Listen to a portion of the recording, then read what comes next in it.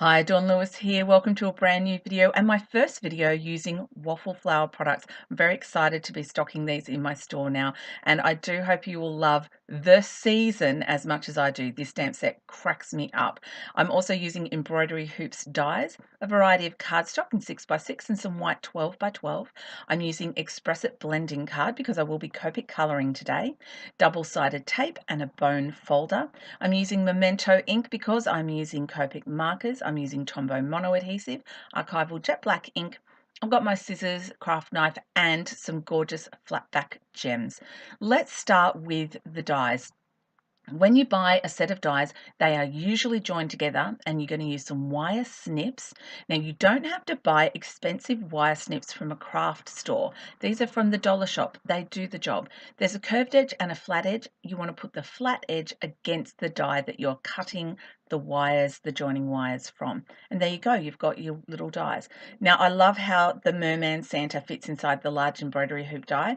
And I'm now going to stamp out all my stamps onto my blending card using Memento Tuxedo black ink, and I'm using my Misty stamping tool today just to keep everything in place, because when I stamp with Memento I like to double stamp or even triple, as I did in this case, to make sure everything is in nice and black.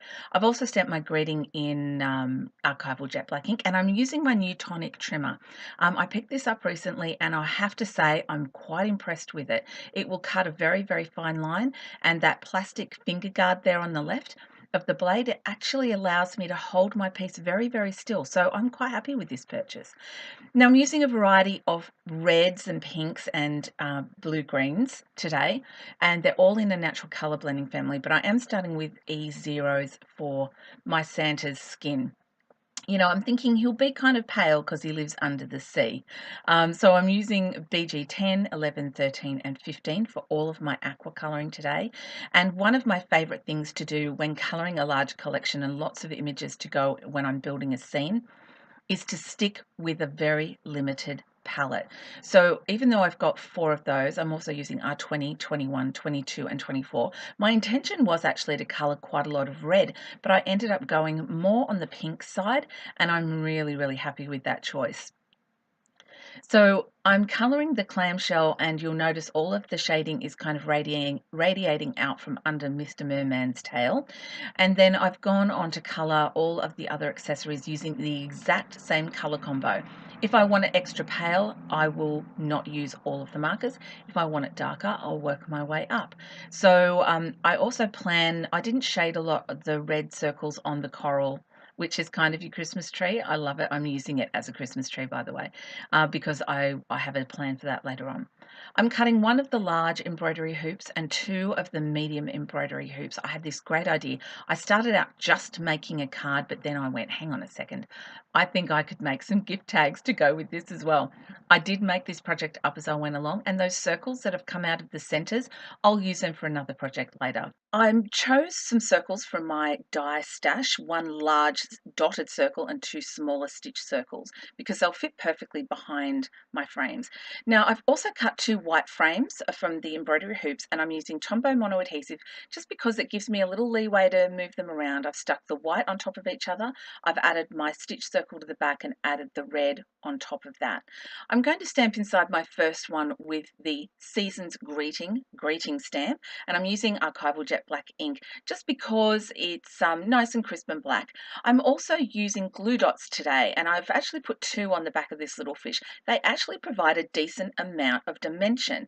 These glue dots come from Kmart, amazingly enough, in the kids craft section. Go figure, they're $1 a box. I've used Tombow mono adhesive to stick down my coral Christmas tree and 1 glue dot for the little aqua fish. Santa is going to be stuck down with some Tombow mono adhesive, and you see it does allow me to sort of wriggle the piece around and get it where I want it. I've got 1 glue dot for my little pink fish, and then I'll use a glue dot on the seahorse's head and 1 on his tail, and it's going to hold him on there really, really nicely. So I'm now sizing up my card. I've got a piece of 6x6 aqua cardstock.